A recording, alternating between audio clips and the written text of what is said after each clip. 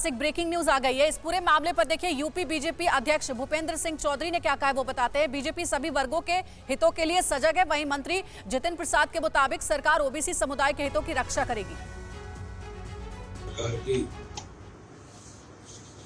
ये प्रतिबद्धता है कि प्रस्तावित नगर निकाय चुनाव विधि सम्मत तरीके से प्रत्येक वर्ग और समुदाय की सहभागिता सुनिश्चित करके संपन्न कराना सरकार की भारतीय जनता पार्टी की प्राथमिकताओं में है।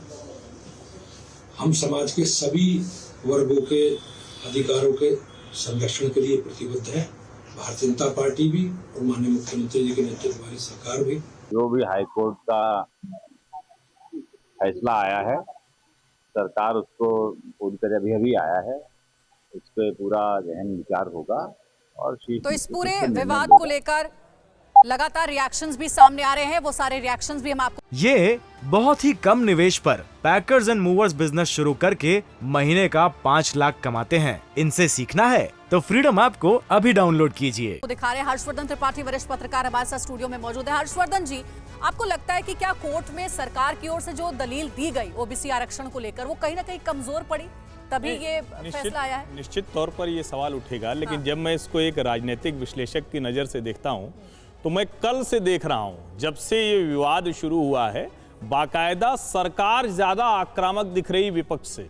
और आप सोचिए कि जब नेशनल टेलीविज़न चैनल पर यह बहस होगी कि भाई विपक्ष आरक्षण के लिए कह रहा था कि सरकार ने जो दिया था अदालत में ठीक से दलील नहीं दी, अब सरकार ये कहेगी कि हमने पूरी ताकत लगा दी ओबीसी आरक्षण को करने के लिए और बिना ओबीसी आरक्षण के चुनाव नहीं कराया। आप इसको पॉलिटिकल नैरेटिव के लिहाज से कहें तो ये जानबूझकर भारतीय जनता पार्टी करती हुई पहली बार दिख रही, वरना विपक्ष के लिहाज से आप कहेंगे कि आप उनका हक छीन रहे थे। तो क्या योगी सरकार ने जो पहले नोटिफिकेशन जारी किया था उसमें वो ओबीसी आरक्षण नहीं था वो आरक्षण। हाईकोर्ट ने फैसला किया और उसके खिलाफ सुप्रीम कोर्ट तक जाएंगे, जरूरी पड़ा तो सरकार कुछ नहीं, और भी लेकिन करेगी। आपको लगता है जितनी बहुत मुश्किल के बाद जो चाहे यादव हो या गैर यादव ओबीसी वोट बैंक हो, बीजेपी ने बहुत मुश्किल से अपने पाले में किया था 2014 के बाद, इस फैसले के बाद क्या बीजेपी से कहीं ना कहीं ओबीसी छिटकता हुआ नजर आएगा, जो कोशिश पूरा विपक्ष कर रहा है? मुझे नहीं लगता। विपक्ष की कोशिश जरूर है, लेकिन अगर वो पहले से आक्रामक दिखते। और दूसरा एक आप बात समझिए, आज की तारीख में उसका जवाब देने के लिए पिछड़े नेता ही बीजेपी जितने नजर आ रहे हैं, विपक्ष की तरफ से उतना बड़ा आक्रमण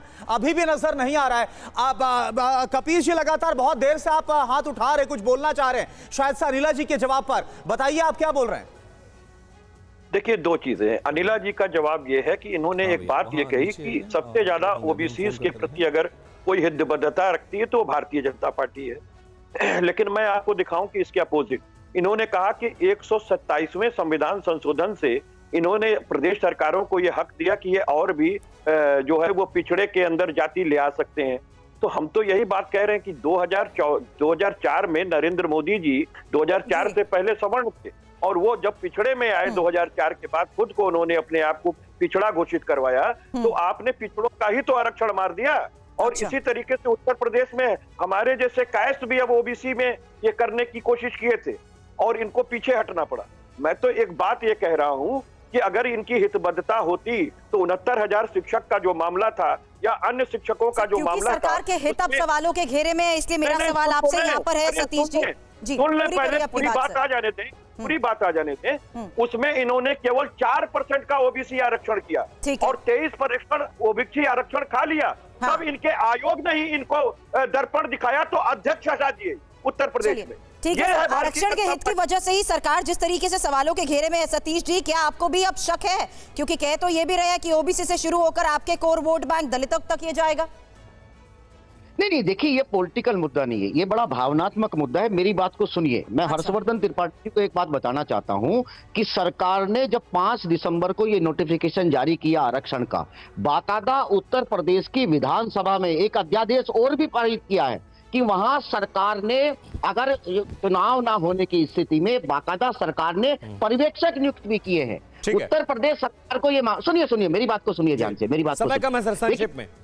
नहीं, आप सुनिए ना। देखिए, मैं हाईकोर्ट की ये टिप्पणी भी कहीं ना कहीं गैर संवैधानिक है कि इस देश में ओबीसी के लिए ठीक है, अब आरक्षण सरकार होने सुप्रीम कोर्ट जा रही है और आप हाई कोर्ट के फैसले पर सवाल उठा रहे हैं। पंकज जी, आप ओवरऑल इस फैसले से कैसे देखते हैं? अब सरकार क्या करेगी? हालांकि आप कह रहे हैं कार्रवाई होनी चाहिए और कहीं ना कहीं जिम्मेदारी तय होनी चाहिए, लेकिन अब क्या होगा उत्तर प्रदेश में? देखिए, सरकार अब डैमेज कंट्रोल मोड में भी है और दूसरी तरफ पॉलिटिकली परसेप्शन की लड़ाई में भी वो जुट गई है कि नहीं, हम ओबीसी के साथ खड़े हैं, हमारे पास जो चेहरे हैं वो सबसे बड़े चेहरे जो है वो प्रधानमंत्री नरेंद्र मोदी का, हम सुप्रीम कोर्ट जाएंगे और कमेटी की सर्वे की रिपोर्ट के आधार पर ओबीसी के लिए आरक्षण देंगे। ठीक है, तो सरकार के सामने फिलहाल जो है वो ये विकल्प नजर आ रहा है, क्योंकि सरकार अब मूड बना चुकी है सुप्रीम कोर्ट जाने का। लेकिन बड़ी बात यह कि क्या विपक्ष का जो भारी विरोध हो रहा है, जिसे विपक्ष एक मुद्दा बनाने वाली है, इस विरोध का सामना बीजेपी यूपी सरकार कैसे करेगी? बहुत शुक्रिया हमारे सभी खास मेहमानों का इस चर्चा में शामिल होने के लिए। ये बहुत ही कम निवेश पर पैकर्स एंड मूवर्स बिजनेस शुरू करके महीने का 5 लाख कमाते हैं। इनसे सीखना है तो फ्रीडम ऐप को अभी डाउनलोड कीजिए।